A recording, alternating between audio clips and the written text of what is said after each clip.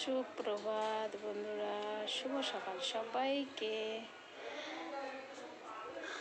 এখন বেলা বাজে কটা হবে, 9:30 হবে।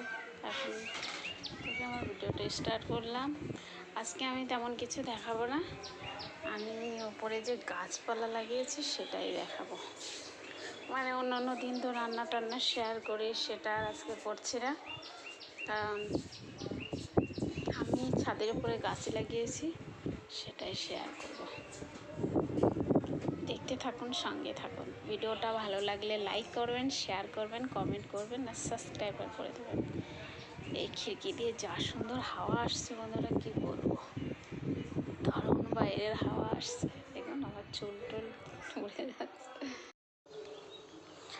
এই দেখুন বন্ধুরা, আমি লাগিয়েছি লাউ গাছ, অনেকগুলো লাগিয়েছিলাম, বেশ তো দুটোই হয়েছে গাছ। দেখুন পাতাগুলো কত বড় বড়, ক্যামেরায় কীরকম দেখা যাচ্ছে জানি না, সত্যিই পাতাগুলো খুব বড় বড়, থালার মতো একটা পাতা। আর এই পাশে হচ্ছে শশা গাছ, এগুলো সব আমি বসিয়েছি। ওই পাশে কুমড়োর চারাও বসানো হয়েছে, দেখা যাক কীরকম হয়।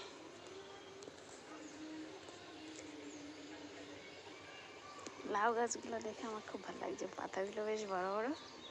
শশা গাছে এটা এভাবে ঠিকঠাক থাকলে ফুল চলে আসবে তাড়াতাড়ি, মানে ফলনও ধরবে তাড়াতাড়ি। দেখুন গাছটা বেশ বড় হয়ে গেছে।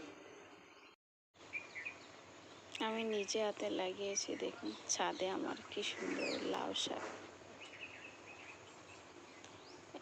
লাউ গাছ আর শশা গাছ পাশাপাশিই লাগিয়েছিলাম একই টবে, যার জন্য ওই শশা গাছটাই দেখুন, শশা গাছটাই এই সাইডে, মানে একই মাচায় দেয়া, একটু অসুবিধা হচ্ছে লাউ গাছটায়, যেহেতু শশা গাছটা একটু আলাল আছে আর লাউ গাছে তো হয় না।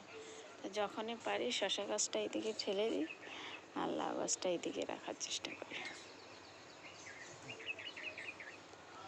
হ্যাঁ দেখুন শশা গাছে সবে ফুল আসছে, জানি না শশা হবে কি না, ফুল তো আসছে দেখছি।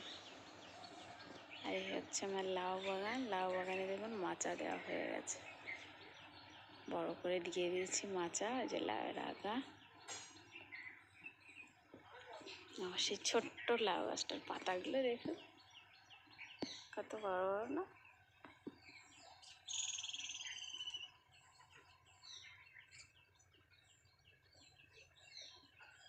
পাতাগুলো বড় প্রচণ্ড।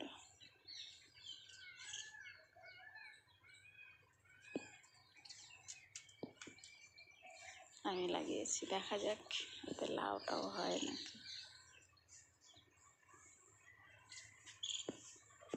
আমার সেই ছোট্ট লাউ গাছটা এখন বড় হয়ে এ অবধি হয়ে গেছে।